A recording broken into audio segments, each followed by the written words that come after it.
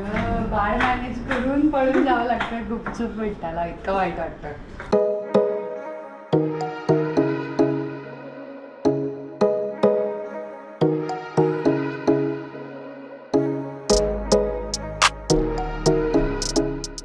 तो pink plain सिल्कचा पण एक मिळाला छान. तर मी म्हंटल की त्याच्या बॉडीला वगैरे काहीतरी हो कुठेतरी. आणि हा जरा हेवी. आता हे थोडस पैठणीच्या जवळ जाणार पण एक्झॅक्ट पैठणी नाही असं मी केलं. कारण की एक्झॅक्ट पैठणी सारखं केलं असतं ना तर मला फक्त पैठणी साड्यांवरती. Very true.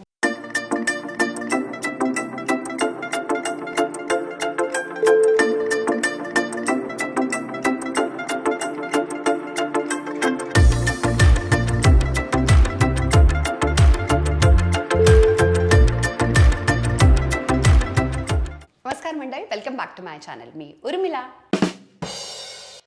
आज मी एक्स्ट्रा खुश आहे कारण की मी स्वतः बनवलेला डिझायनर ब्लाऊज घातलेला आहे.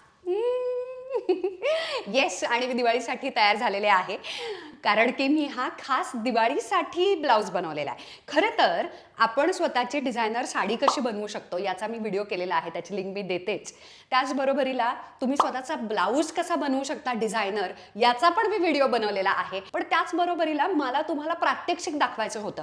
फक्त डिझायनर ब्लाऊज कसा बनवायचा बुवा हे सांगून आणि चर्चा करून कळत नाही. त्याच्यापेक्षा मला तुम्हाला प्रत्यक्षात स्वतःचा ब्लाऊज करून दाखवायचा होता. त्याच्यामधल्या कोणत्या कोणते टप्पे आहेत, त्याचा काय प्रवास आहे, कशी कशी त्याची प्रोसिजर आहे, हे मला सगळं तुम्हाला दाखवायचं होतं. आणि त्याचा फायनल लुक कसा दिसतो हे दाखवायचं होतं. त्यामुळे मी आधीच तुम्हाला फायनल लुक रिव्हील केलेला आहे की असा तो इतका सुंदर डिझायनर ब्लाऊज मी घातलेला आहे. तर तो मी कसा बनवला हेच तुम्हाला मी या व्हिडिओमध्ये शेअर करणार आहे. त्यामुळे व्हिडिओ शेवटपर्यंत पाहत राहा. नंबर 1, तर सगळ्यात आधी मी हा ब्लाऊज बनवण्याच्या आधी असं ठरवलं की स्वतःचा डिझायनर ब्लाऊज बनवण्याचा घाट घातलाय. खरं तर त्याचे वेगळे पैसेही काढणार आहे.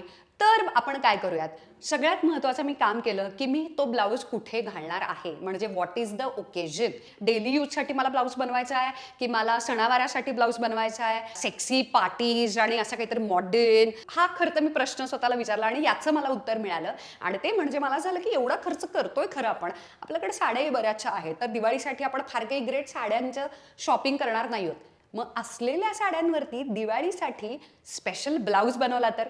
म्हणून सगळ्यात आधी मी ठरवलं की मला ओकेजन म्हणजे दिवाळीसाठी हा खास ब्लाऊज शिवायचा आहे.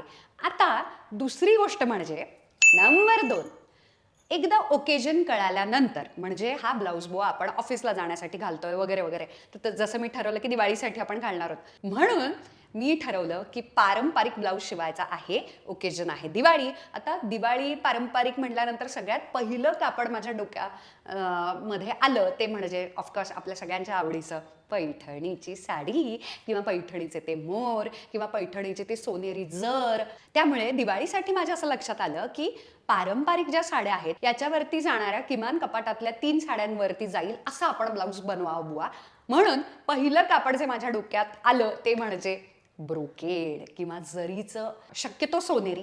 कारण की आपण अशा मोठ्या सणासाठी, दिवाळीच्या सणासाठी आपण जास्तीत जास्त सोन्याचे दागिने किंवा मोत्याचे दागिने म्हणजे पिवळ्या रंगाकडे जाणाऱ्या वॉर्म टोनचे आपण दागिने, ॲक्सेसरीज आणि तसाच मेकअप आणि अशाच पद्धतीचे आपण नटतो.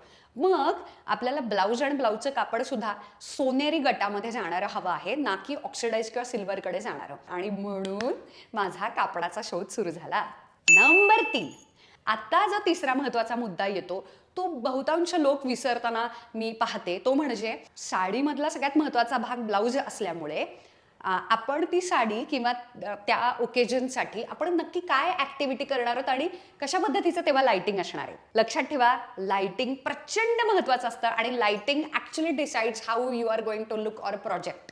जेव्हा एखाद्याला रात्रीच्या वेळेला कोणता तरी समारंभ आहे, पार्टी, मग ती दिवाळी असते तरी सुद्धा दिवाळी पार्टी नावाचा प्रकार आता सुरू झालाय, तर मग तुम्ही अशा वेळेला जर तो ब्लाऊज किंवा अशा पद्धतीची साडी नेसणार असाल तर रात्रीच्या वेळेला जास्त ब्लिंग, चमकणं, त्याच्यानंतर थोडंसं वर्क आणि खूपच जास्त ट्रेडिशनल असं म्हणून चालत नाही. म्हणून मग ब्लाऊजही तसा निवडावा लागतो. मी मात्र असं ठरवलं की माझ्याकडे पारंपरिक आणि काठापदराच्या साड्या वगैरे जास्त आहेत, मला दिवाळीसाठीच हवा आहे.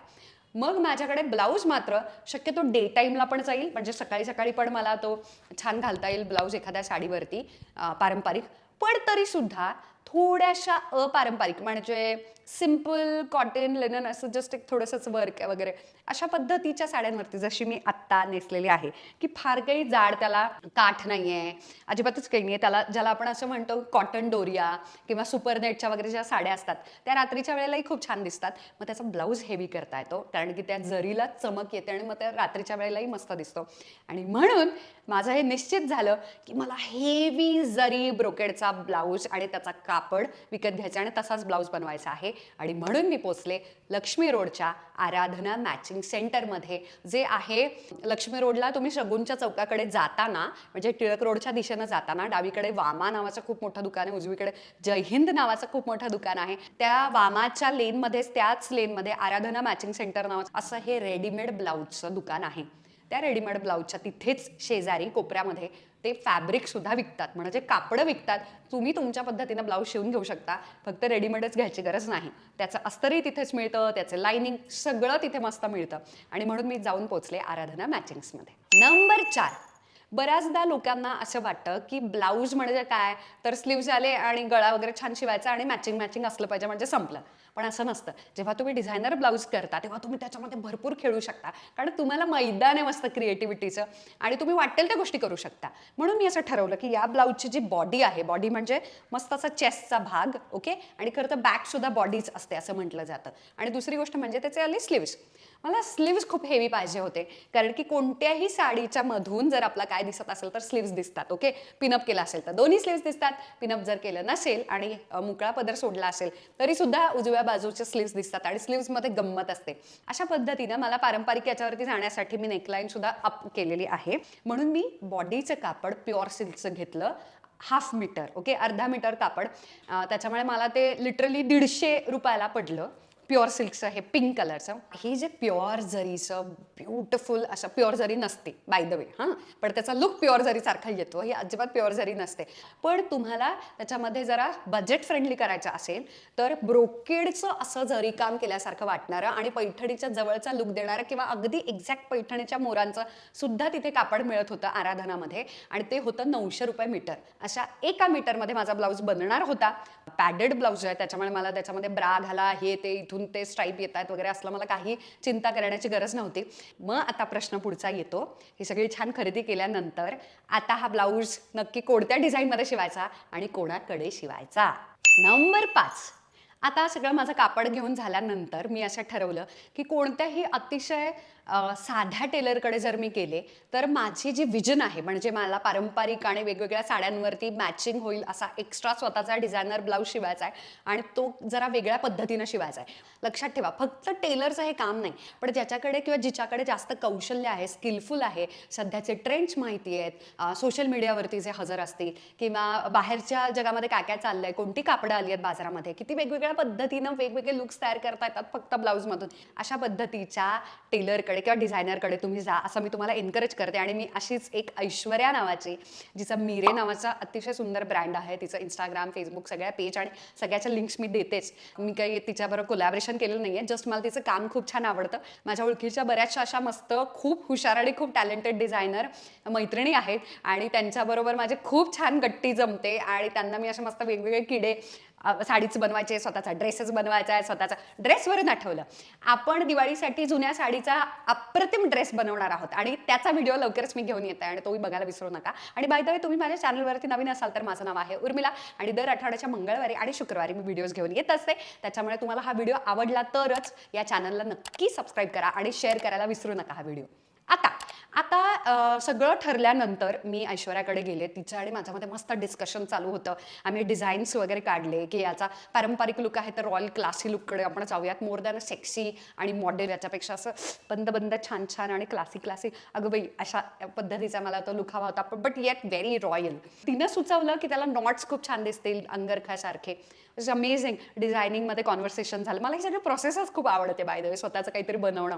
असं टाकल्यानंतर तिनं मला ब्लाऊज चक्क 1000 रुपयामध्ये अप्रतिम शिवून दिला आणि त्याच्यामुळे मी आता त्याचं बजेट ब्रेकडाऊन सांगणार आहे. प्युअर सिल्कचं अर्धा मीटर कापड पडलं 150 रुपयाला, अर्धा मीटरचं ब्रोकेडचं आपल्याला कापड पडलं 900 रुपये मीटर प्रमाणे, म्हणजे 450 रुपयाला आणि 1000 रुपये त्याची शिलाई गेली. त्याच्यामुळे हा ब्लाऊज माझा तयार झालेला आहे 1600 रुपयामध्ये. पण हे सगळे पैसे वर्थ आहेत. त्याचं कारण असं जागतिक कपाटातल्या गोष्टींवरती माझा हा ब्लाऊज जातोय. जर तुमच्याकडे अशी पारंपरिक पैठणी असेल, प्युअर पैठणी वगैरे, याच्या ग्रीन कलर आहे, ब्लू कलर आहे, पिंक आहे आणि असं मस्त गोल्ड आहे, त्याच्यामुळे सोन्याचा असा मस्त त्याला लुक येतोय. त्यानंतर खूप जणांना असं वाटू शकतं की पारंपरिक पद्धतीचा ब्लाऊज आहे म्हटल्यानंतर इतर मॉडर्न साड्यांवरती तो जाणार नाही, तर तसं नाही होतंय. तुम्ही बघू शकता करड्या रंगावरती सुद्धा गुलाबी रंग फार कमाल जातो. त्यामुळे अशा पद्धतीच्या ग्रे कलरवरती सुद्धा कॉन्ट्रास्ट ब्राईट पॉपिंग असा तो पिंक फारच कमाल जातोय.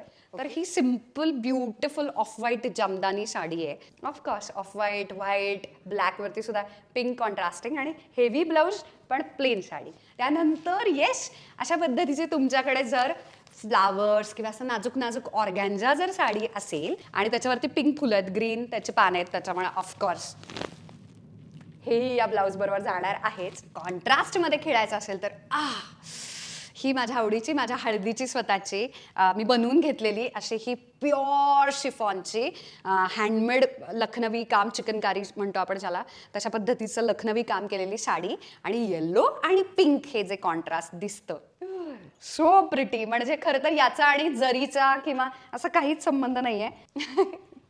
त्यानंतर ऑफकोर्स जागतिक सगळ्या फिक्कट गुलाबी ते डार्क गुलाबीपर्यंत सगळ्या गुलाबी गुलाबी मॅचिंग तर जाणारच आहे, कॉन्ट्रास्टही करण्याची गरज नाही. अशा पद्धतीनं अतिशय साधी सुपरनेटची जुनी माझी साडी आहे, फिक्कट गुलाबी, डार्क गुलाबीवरती उत्तम दिसते.